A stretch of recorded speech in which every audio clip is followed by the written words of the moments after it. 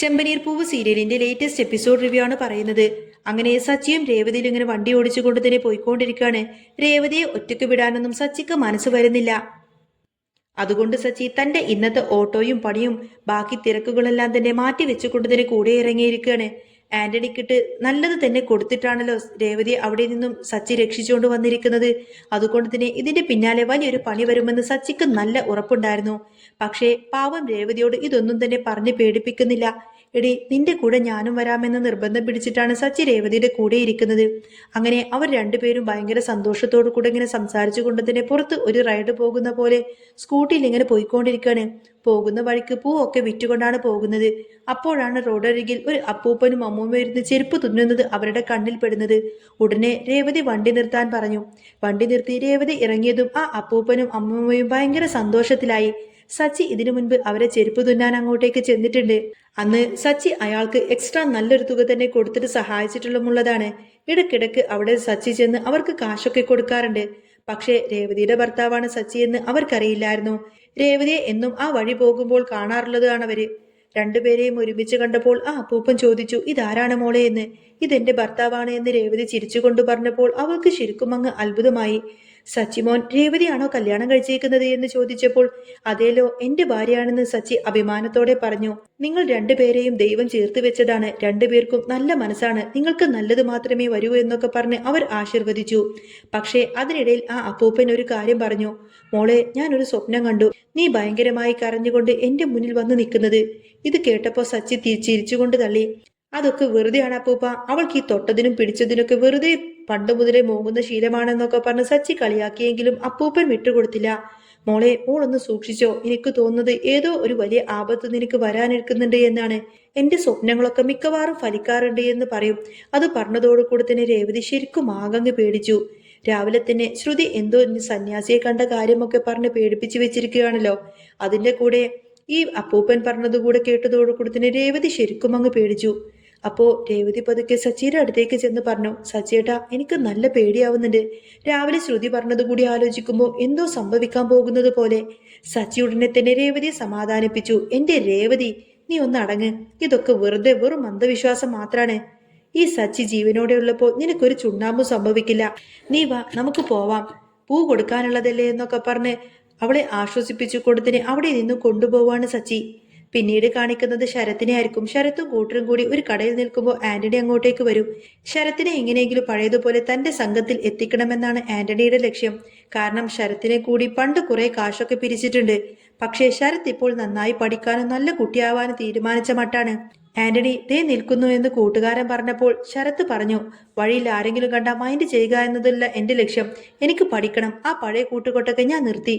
ഇത് കേട്ടപ്പോൾ ആന്റണി ചോദിച്ചു, എടാ, അവൻ നിന്റെ ബെസ്റ്റ് ഫ്രണ്ട് ആയില്ലായിരുന്നോ?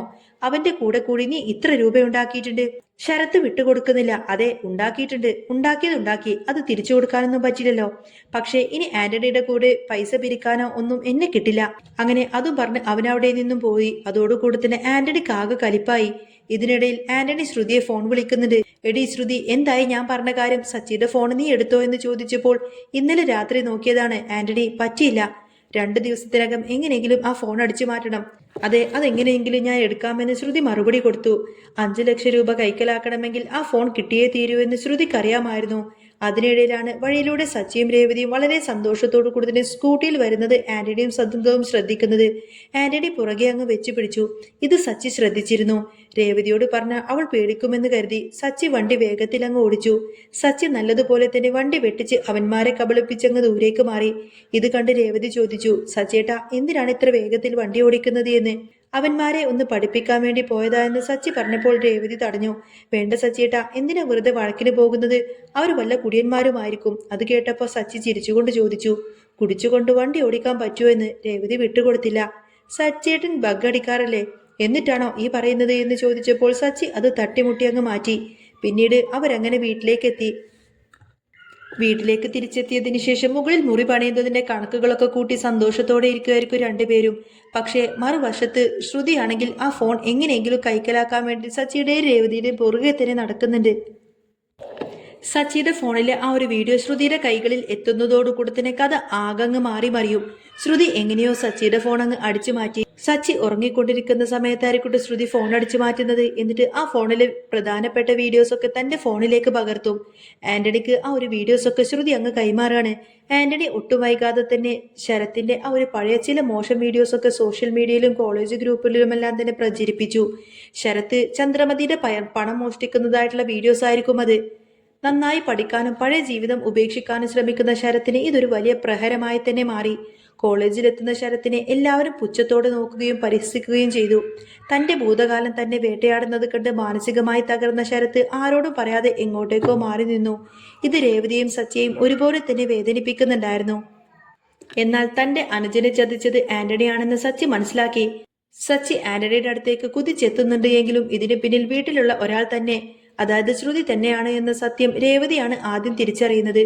ശ്രുതിയുടെ 5 ലക്ഷത്തിന്റെ കണക്കും ഫോൺ മാറ്റിയതും രേവതി കൈയോടെ തന്നെ പിടികൂടി. വീട്ടിലെ എല്ലാവർക്കും മുന്നിൽ വെച്ചു കൊടുത്തിന് ശ്രുതിയുടെ മുഖം മൂടി രേവതി അങ്ങ് വലിച്ചു കീറായിരിക്കും. പക്ഷേ ശ്രുതി ആ സമയത്തിന്റെ തന്റെ തെറ്റുകൾ സമ്മതിക്കുന്നതിന് പകരം രേവതിയെ കൂടുതൽ കുരുക്കിലേക്കാക്കും. രേവതിയുടെ മനക്കരത്തിനു മുന്നിൽ ഒടുവിൽ ആന്റണിയുടെ പ്ലാനുകളെല്ലാം തന്നെ പാളി. സച്ചി തന്റെ തനത് ശൈലിയിൽ ആന്റണിയെയും സംഘത്തെയും നേരിട്ടു. ശരത്തിനെ തിരികെ കൊണ്ടുവരാനും അവനൊരു പുതിയ ജീവിതം നൽകാനും സച്ചിയും രേവതിയും ഒന്നിച്ചു നിന്നു. അങ്ങനെ ആ അപ്പൂപ്പൻ കണ്ട സ്വപ്നം പോലെ ഒരു വലിയ ആപത്ത് വന്നുവെങ്കിലും സച്ചിയുടെ തണലിൽ രേവതി അതിനെയൊക്കെ അതിജീവിക്കുന്നുണ്ടായിരുന്നു. ശ്രുതിയുടെ കുതന്ത്രങ്ങൾ ഒടുവിൽ അവൾക്ക് തന്നെ വിനയായി മാറുന്നതോടുകൂടി തന്നെ നാടകീയ നിമിഷങ്ങളാണ് പിന്നീട് പ്രേക്ഷകർക്ക് സാക്ഷ്യം വഹിക്കാൻ പോകുന്നത്. അങ്ങനെ നമ്മൾ ഒട്ടും പ്രതീക്ഷിക്കാത്ത രീതിയിലായിരിക്കും ശ്രുതിക്ക് വമ്പൻ തിരിച്ചടി കിട്ടുന്നത്. അതിൻ്റെയൊക്കെ ഡീറ്റെയിൽഡ് എപ്പിസോഡ് ഇനി ഉടനെ തന്നെ വരാട്ടോ. അപ്പോൾ നിങ്ങൾക്ക് ഈ ഒരു ചാനൽ ഇഷ്ടമാണെങ്കിൽ സബ്സ്ക്രൈബ് ചെയ്യാനും സപ്പോർട്ട് ചെയ്യാനും മറക്കല്ലേ. നെക്സ്റ്റ് വീഡിയോ ഉടനെ വരാം. ബൈ.